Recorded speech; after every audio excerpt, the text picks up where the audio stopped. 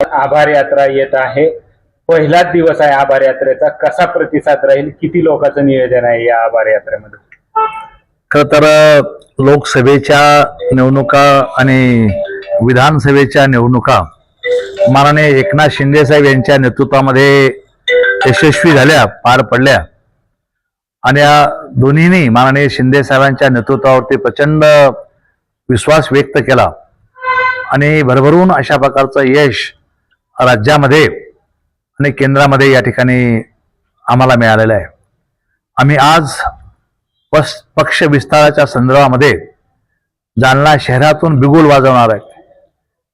प्रत्येक घरामध्ये शिवसैनिक, घर तिथं शिवसैनिक, अशा प्रकारची संकल्पना आम्ही संपूर्ण राज्यभरामध्ये या ठिकाणी राबवणार आहोत.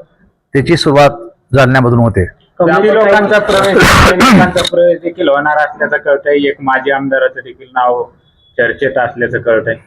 हा, प्रवेशाच्या संदर्भामध्ये निश्चितपणे मोठ्या पातळीवर लोक येण्यासाठी उत्सुक आहेत.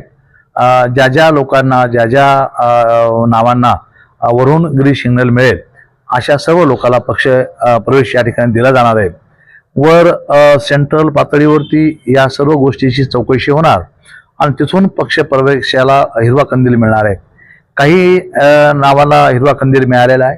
उदाहरणार्थ जालना महापालिकेतले काही नगरसेवक काँग्रेस पक्षाचे हे आज शिवसेनेमध्ये प्रवेश करतात. त्यांची नावं तुम्हाला तिथं व्यासपीठावरती करतील. उद्धव ठाकरे गटाला देखील खिंडार पडणार असल्याची चर्चा आहे. आज काय काय धक्के लागतात ते बघा.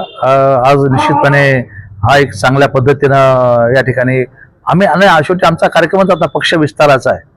आम्ही आजपासून पक्ष विस्ताराचा बिगुल या जालना नगरीमध्ये वाजवलेला आहे, वाजवणार आहेत शिंदे साहेबांच्या हाताने. त्यामुळं संपूर्ण राज्यभरामध्ये ही मोहीम सुरू होईल. कोण संपर्कात आहेत बरं तुम्ही? इथली काँग्रेसचे म्हणताय तुम्ही, नगरसेवक येणार काही नाव? काही नाव तुम्हाला काय 5 वाजता कळून जातील नाव सर्व तुम्हाला. बरं भाऊ, माझ्या आमदारांनी सांगितलं तर ते भूकंप करणार तुम्ही नाही, त्यांनी हे अगोदर घोषित केलं होतं भूकंप, पण त्यांचा फुसका फटाका निघाला. काहीच भूकंप वगैरे करू शकत नाहीत.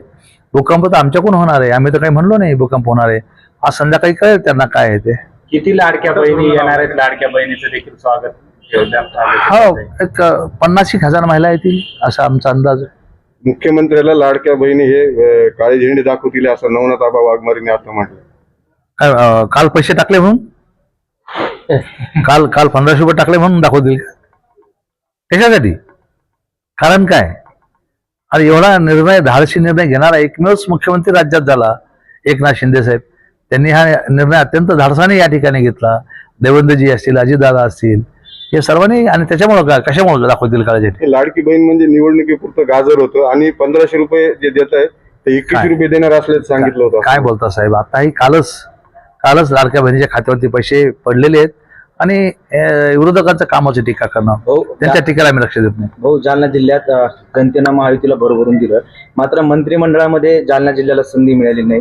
तुमचं नाव शेवटपर्यंत फायनल असल्याच कळत होतं.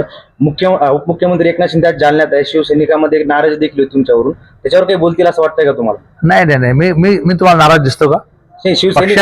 पक्षाने जी जबाबदारी दिली ती जबाबदारी अत्यंत प्रभावीपणे पार पाडणारा हा अर्जुन खोतकर शिवसैनिक आहे.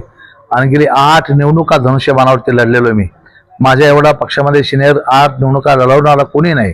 मी शांत आहे, मी बिलकुल उत्साही आहे. आज कार्यक्रम घेतला माननीय नेत्यांचा. ठीक आहे, आज नाही उद्या या संदर्भातला विचार होईल आणि पक्षामध्ये काय मंत्री पद मिळण्यासाठीच आपण थोडी झालेलो आहे. आपला विचार, आणि आज आम्ही तर राज्यामध्ये पक्ष नेण्याचा, घराघरापर्यंत पक्ष नेण्याचा आज ठराव करणार आहे.